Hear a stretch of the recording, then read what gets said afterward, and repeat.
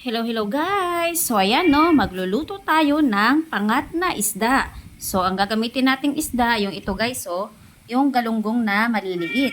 At ito ang ating mga kailangan guys. Siyempre sibuyas, yan ginayat natin na maliliit. At kamatis, ginayat na din natin ng pino yan guys.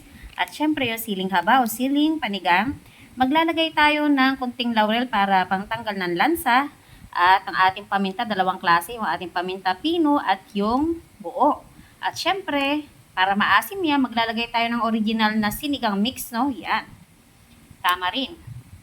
At maglalagay tayo ng kunting asin. At syempre, ito ang nagpapasarap dyan guys, sikreto, no? Maglalagay tayo ng kunting oil. Kunti lang ilalagay natin at kunting patis. At syempre guys, ito ang ating kailangan, no? Malinis na lutuan. So, ayan guys, umpisahan na po natin. Ayan guys, no, ilalagay na natin yung ating mga gulay-gulay dito sa ilalim. Yan. Malaman natin yan dyan sa ilalim guys para hindi dumikit yung ating lulutuin. So, ayan, ilagay na natin lahat yan sila dyan. At syempre guys, isusunod na natin, ilayer-layer natin yung ating isda.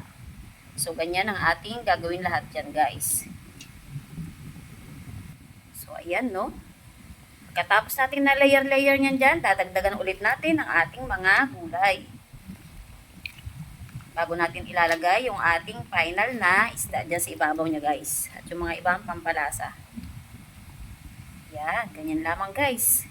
Layer-layer natin yan sila dyan. So ayan na guys, nailagay na natin lahat bago natin ilagay yung dyan sa ibabaw itong ating siling haba. Yan, tanim natin yung siling haba na yan guys. Kita mo, maliliit pa. Kinuha na natin, no? Kasi, kunti lang yung bunga niya eh. So, ayan. At syempre, ilagay na natin yung ating paminta dyan, paikot. Yung ating ring, pamintang buo. At itong ating sinigang mix. Yan, lahat na natin yan guys. At maglalagay na rin tayo ng kunting patis yan. Ayos na yan.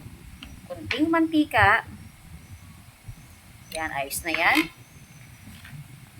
Yang asin din, sakto lang ilagay nating asin. Yan, dalawang ganyan lang, ayos na po yan.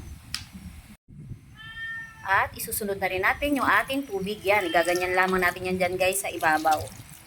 So mga 2 cups yan guys yung nilagay natin. Siyempre papakuluan natin yan ng dahan-dahan lamang, no, para hindi madurog yung ating isda. So ayan guys, no, tignan natin yung ating pangat. Ayan, kunting luto na lang guys at malapit na yan. So, ayan guys, no? Yan, okay na yung ating pinangat na isda na galunggong na maliliit. So, ayan, tikman natin yung sabaw niya. Ihipan natin mainit.